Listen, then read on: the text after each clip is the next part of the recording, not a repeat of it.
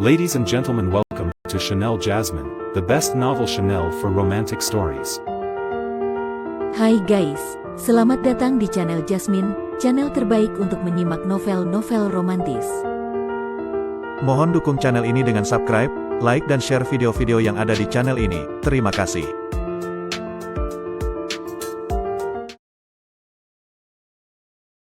Kaisar Agung Seni Bela Diri Bab 1238.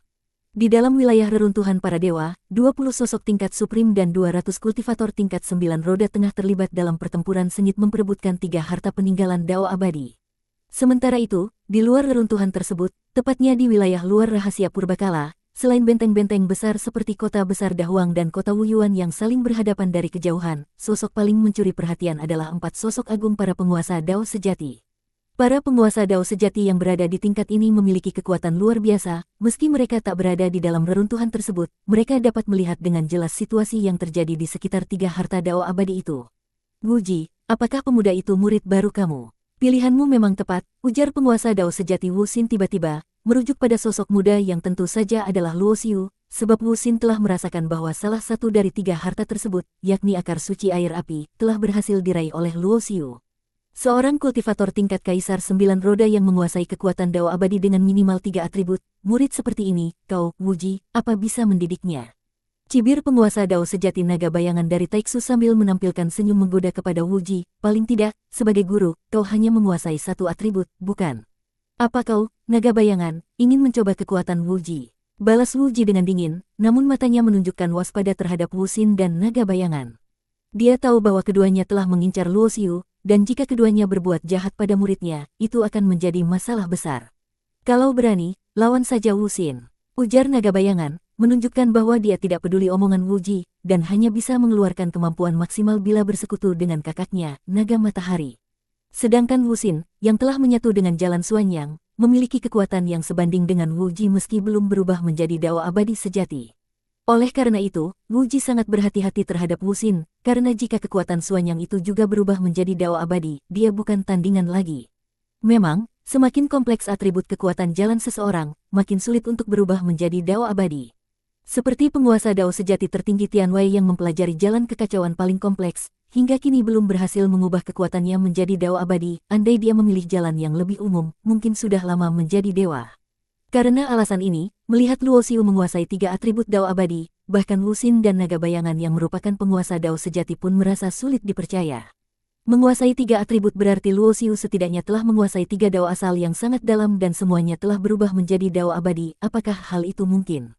Melihat penguasa Dao sejati saja kesulitan melewati tahap ini, mereka yakin Luo Xiu menyimpan rahasia besar yang bahkan mungkin melampaui peluang menjadi dewa sejati.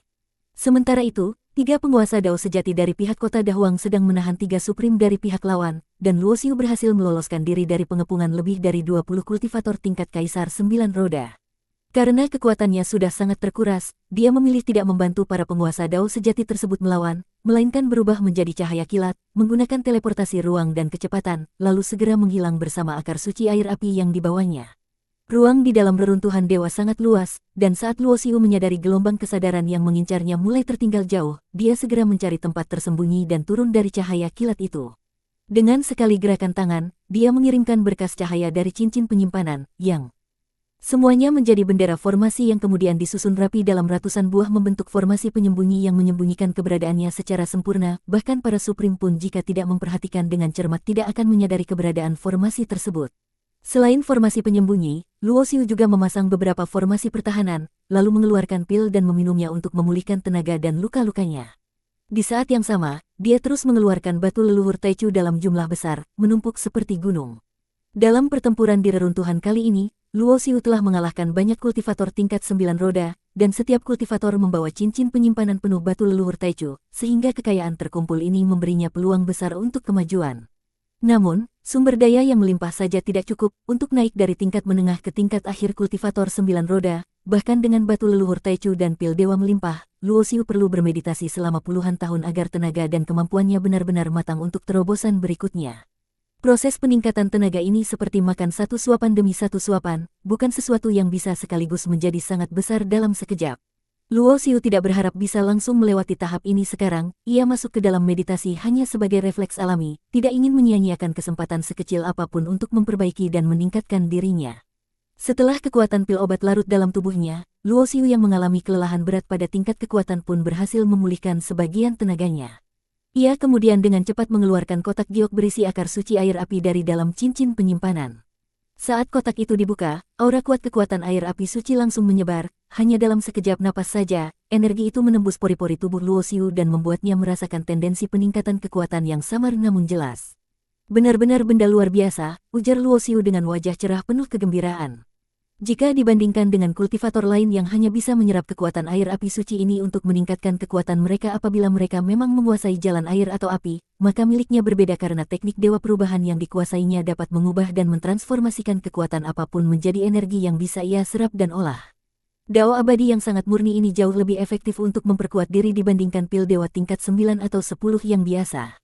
Jika hanya mengandalkan batu leluhur Taichu, meski sumber daya melimpah, setidaknya aku butuh puluhan tahun untuk mencapai tingkat akhir kultivator 9 roda, tapi jika bisa mengolah kekuatan suci akar ini, waktu itu bisa dipersingkat tanpa batas. Pikirnya, hal ini serupa seperti makan, batu leluhur Taichu adalah seperti roti kukus, kalau ingin mencapai tingkat akhir kultivator, misalnya butuh 100 roti kukus, maka energi murni ini seperti makanan super berenergi yang cukup dikonsumsi sedikit saja namun bisa menggantikan 100 roti tersebut. Dengan adanya pembatasan formasi, energi suci ini tak menyebar keluar, sekelilingnya tertutup kabut merah dan putih pekat yang membuat suasana penuh aura energi. Lebih membuat Luo Xiu bersemangat, setelah menyerap sedikit energi suci tersebut, ia merasakan getaran yang membangkitkan potensi peningkatan pada jiwa suci di dalam lautan kesadarannya. Penemuan ini sangat menggembirakan baginya, karena kekuatan kesadaran spiritualnya sudah lama tak berkembang, sehingga ia sempat menunda rencana mengembangkan beberapa serangan jiwa yang hebat. Dengan kekuatan jiwa suci yang dimilikinya kini, maksimal ia hanya bisa mengancam lawan tingkat akhir atau puncak kultivator 9 roda saja, dan lawan sekelas itu pun sebenarnya bisa ia kalahkan tanpa serangan jiwa.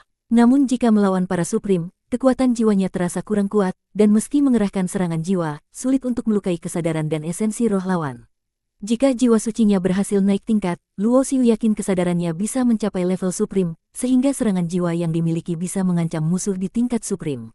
Serangan jiwa sangat sulit dihadang, dan hanya sedikit yang menguasai jalan jiwa hingga tingkat Supreme. Bila dikuasai, itu adalah jurus pamungkas yang sangat berbahaya dan bisa menjadi kartu truf.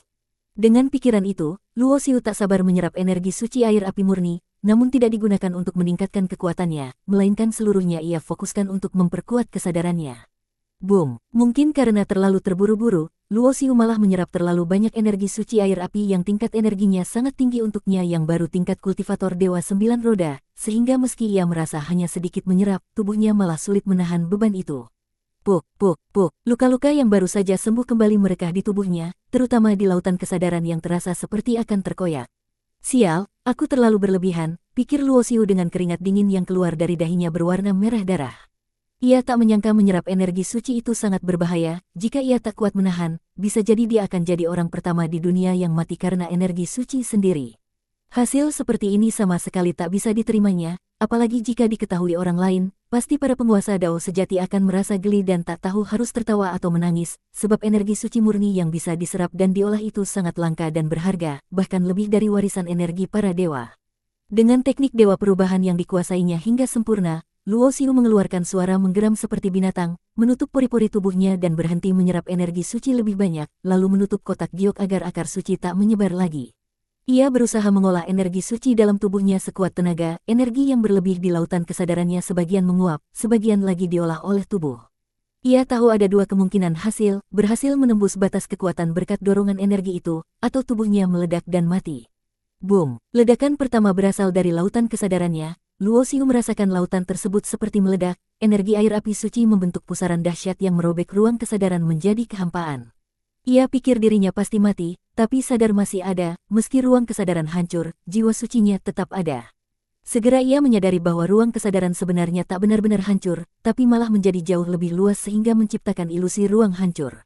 Ini, Luo Xiu terheran-heran saat mencoba merasakan ruang kesadarannya yang kini tak hanya berkali-kali lipat lebih luas, melainkan benar-benar seperti sebuah alam semesta tak berbatas. Jika sebelumnya ruang kesadarannya seperti sebuah langit berbintang, kini ia adalah sebuah jagat raya sejati yang tak bertepi dan tak terhingga luasnya. Bersambung.